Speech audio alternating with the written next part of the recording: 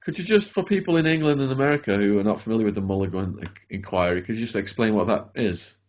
Sure. Okay. So after decades of people calling out for some sort of investigation into the abusive state wards in South Australia, and we're talking from the 50s, 60s, we're talking 40, 50 years of allegations made. Finally, in 2007, a Royal Commission, Mulligan Inquiry, was put into place. Unfortunately, and the terms of reference were very, very small. So it was only people who'd been abused in institutions could be investigated. The terms were, it was not just sexual abuse, so not just abuse of children in those institutions, including the church and various other church or religious institutions, as well as St. Vinny's, all the charitable organisations as well.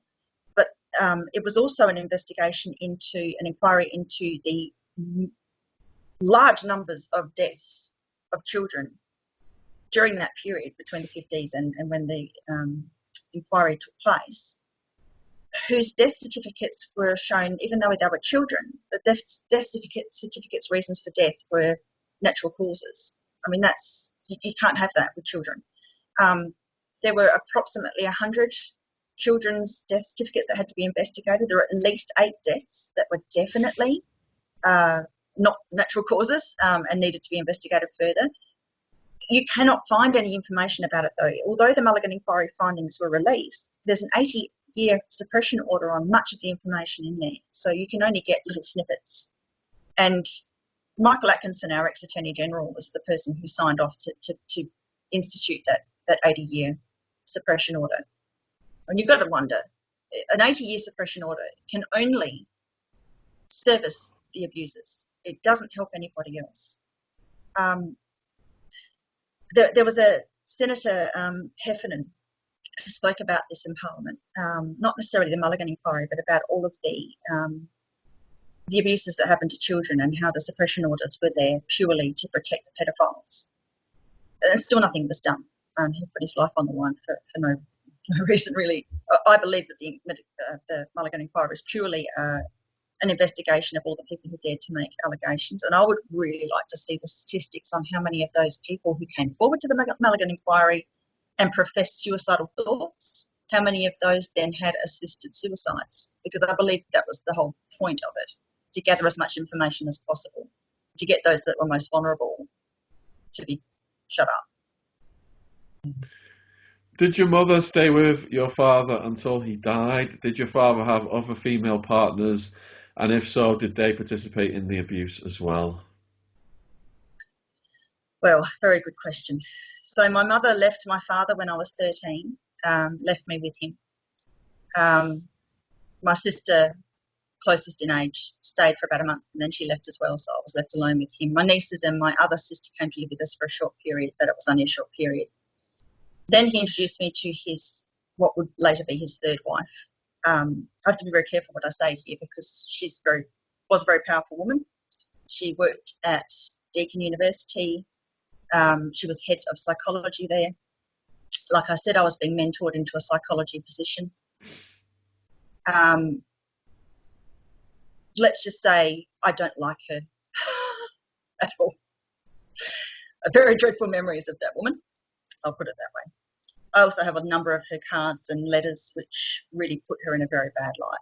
So if I could get some investigation happening, I'm sure that there would be a great deal of interest in those letters because they're replete with MK Ultra trigger words and statements. Do what you like, do what feels good, those sorts of statements from your wicked stepmama, lots of things like that. So yeah, she clearly didn't see me as a stepdaughter. She saw me as something different. With the child porn, in one of your testimonies, you described quite a sophisticated operation with the studio, with the professional umbrella-style lights and things like that. Could you expand on that? Yeah, well, my father had state-of-the-art equipment. So in the 70s, the the filming equipment that he had, I don't think anybody else, certainly none of my friends had, their parents didn't have that sort of filming equipment. I know he had the older stuff in the 50s and 60s when he was filming my brother and sister, but in the 70s and 80s he had video equipment before the video equipment was available, mainstream. I was filmed with 2 high-profile missing children in the 80s. I believe my father was involved with snuff films as well. Apparently a whole cache of these snuff films were left in a box at Channel 9 Studios' door. I don't know whatever happened to them, but there's a long-standing rumour that occurred. The equipment that he had was very impressive. I think that may be part of the reason why none of this has been investigated. I think it's partly because police are being told from higher up that they're not allowed to investigate. Quite often the response I'll get from members of parliament or victim of crime commissioner or various SAPOL authorities is that it's an operational matter, which is really interesting, that term. So I've been told by some people an operational matter refers to someone or a case where someone's made complaints about police. So it's deemed an operational matter for that reason. In other words, if you make a complaint, it won't be investigated. Other people have told me that it could have to do with Operation Deny, which was an operation that was in force in the 80s. At the same time that over in the UK you had Operation False Flag. And I believe that the whole system in the police at that time was just to completely and utterly deny and shut down anybody who made allegations of this nature. You see in a lot of these cases that people who work for intelligence, there's like a world where intelligence community and criminals coexist. And because of the work they're doing for intelligence, the criminals are allowed to do the most abhorrent crimes. And when some other kind of agency steps in, the intelligence agency, they have the most power in the land. So they say, look, back off from this guy. He's an intelligence asset, national security here. You guys just leave this guy alone. He's ours. Do you think because of your dad's work as a wiretapper, intelligence, military, that could have been the case as to why he was able to get away with things until he died without serving any prison time? Yeah, I do believe that, Shaun. I do. He often told me that he had immunity from police, immunity from prosecution because of who he knew, and certainly the police couldn't touch him. So he would sometimes say it was because he knew people in high places. Sometimes it was because he thought he was very special. A special friend to police was another term that he used. I mean, it's obvious that he was quite correct. And like I said, he died in a nursing home. Supposedly, I think that we were told it was from dementia that took him, but he was very cognitive 2 years earlier. So it must have been quite rapid onset. Who knows, maybe the Kuru prions finally got him, I'm not sure. He was 88, nearly 89 when he passed.